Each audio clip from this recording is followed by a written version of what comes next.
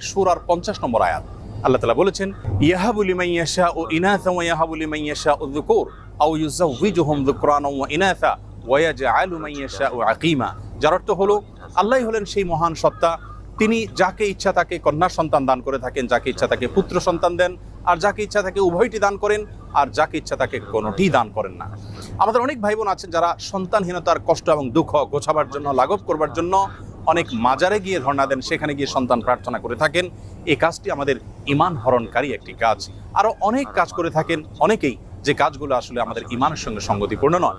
এই জন্য সর্বপ্রথম মাথায় রাখতে হবে যে সন্তানহীনতার কষ্ট এবং দুঃখ এটি গোছাবার জন্য, সন্তান লাভের জন্য, অনেক সন্তানের জন্য শুধুমাত্র আল্লাহ তাআলার কাছে আমাদেরকে প্রার্থনা করতে হবে।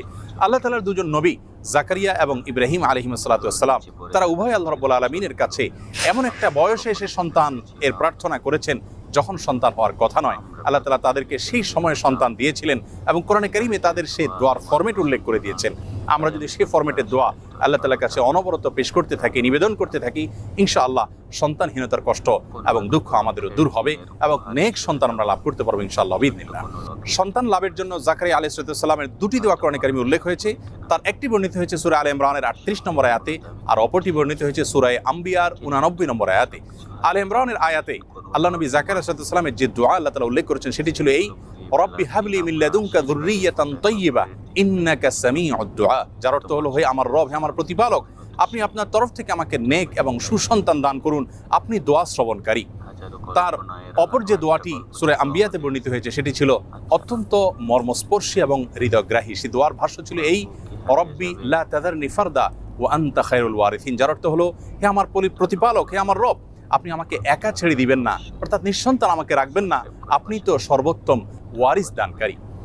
আল্লাহ নবী ইব্রাহিম আলাইহিস সালাম আল্লাহর কাছে সন্তান চেয়ে যে দোয়া করেছেন কোরআনে কারিমে, সেটি আল্লাহ তাআলা উল্লেখ করেছেন ছোট্ট একটি দোয়া সূরা সাফফাতের 100 নম্বর আয়াতে দোয়াটি বর্ণিত হয়েছে। সে দোয়ার ভাষ্য ছিল এই, রব্বি হাবলি মিনাস সলিহিন। যার অর্থ হলো, হে আল্লাহ, আপনি আমাকে নেক সন্তান দান করুন।